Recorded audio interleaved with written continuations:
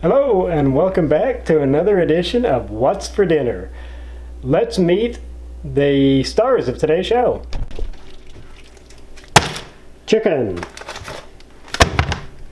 Basically commodity cheese. Brown rice.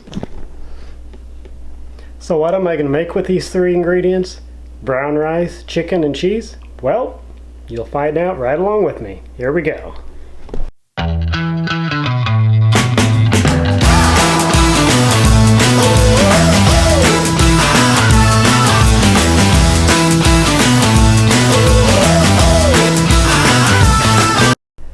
And remember, if you wash your rice before cooking it, it will turn out a lot better.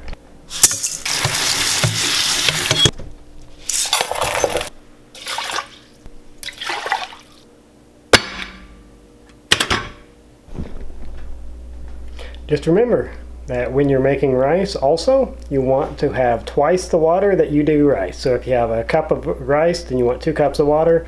Or if you have half a cup of rice, you want a cup of water, so forth and so on. So the golden ratio is twice water to rice.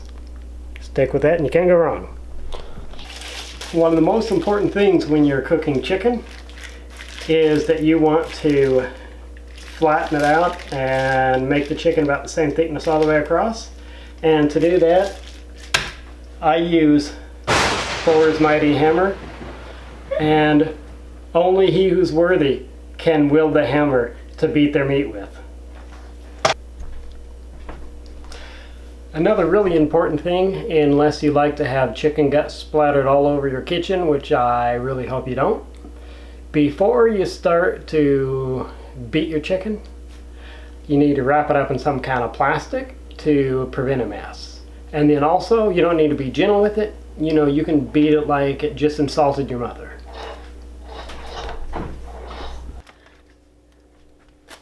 Chicken juice on your hands. Don't wipe them on your pants.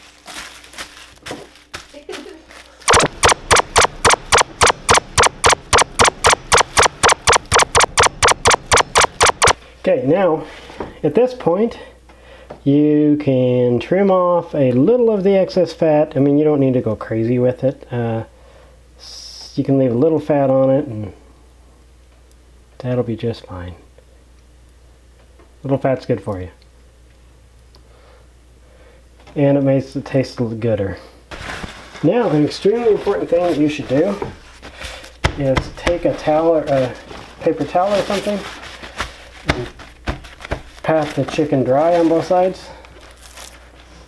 Also, it's a good idea a little while before you start cooking to actually get the chicken or whatever you're cooking out of the refrigerator and let it warm up for a little bit, because that will make it less likely to stick to a pan. So if you throw extremely cold meat on a hot pan, it's going to stick and it's going to burn.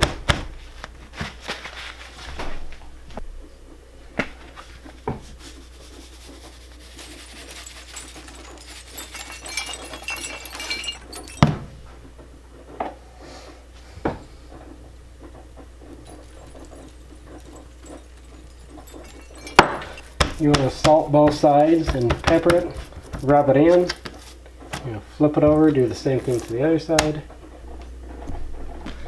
Alright, now that I have pounded my meat and salted it and put a little pepper on it, now I'm going to cook it in my favoriteest of pans. And seriously, the absolute three most important things that you can ever buy for cooking, and every adult should have them: a good set of pans,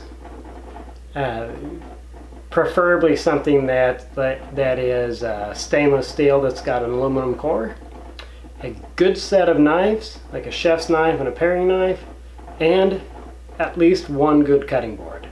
They will absolutely make your cooking a lot better, so you should try it.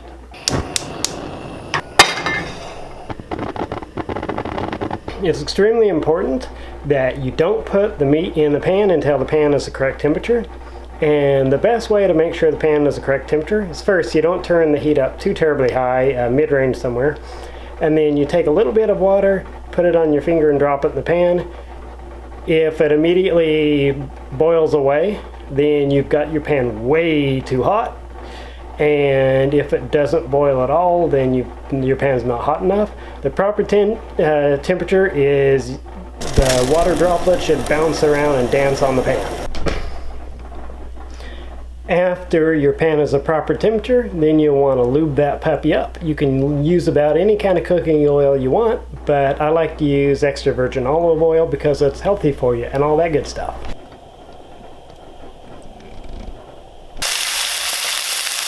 You want to put your meat in the pan so that it's not touching each other and so it gets enough room to cook properly. Man, I just realized that I forgot an extremely important step.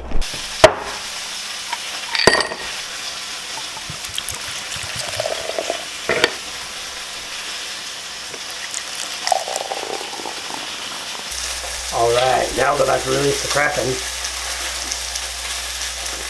now I can cook.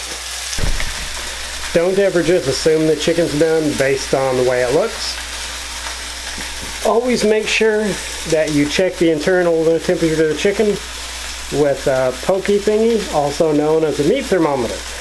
The safe temperature for chicken is 165 degrees, and make sure you check it in its thickest part.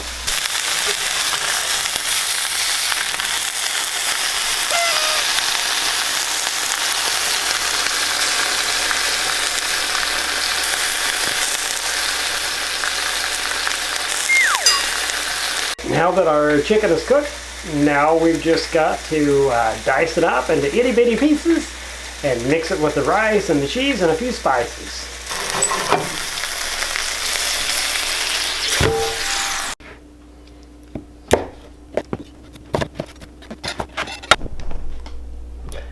This is an extremely important thing to mention. You see that I'm using the same cutting board, but what I didn't show in the video is that I actually washed it after I cut raw chicken on it. So after you cut raw meat, you always want to either wash the cutting board or use a clean cutting board so you're not having your cooked meat touch what the raw meat had touched. Because you don't want to die of salmonella or anything. We got enough things to worry about right now, so yeah, don't die.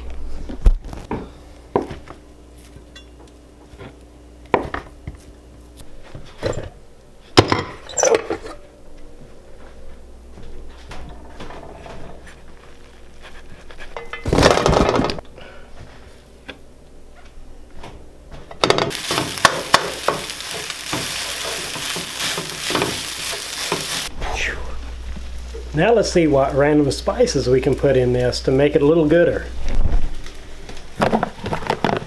Ooh, garlic salt, red pepper, cayenne pepper. Whew.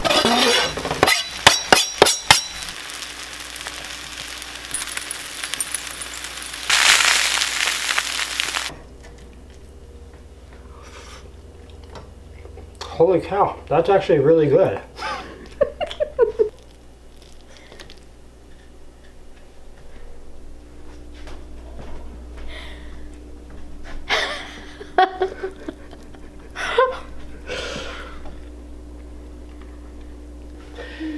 Hey, thanks for watching, and if you like this video, smash the like button and don't forget to subscribe and click the bell so you'll be notified when I post new videos. Also, if there's something that you would like to see me cook, send me a comment down below and I will cook it up for you. Most of the things I cook are my own recipes and I just come up with them on the fly, which is actually the fun of cooking. So we're gonna eat this dinner and enjoy, and I will catch you next time.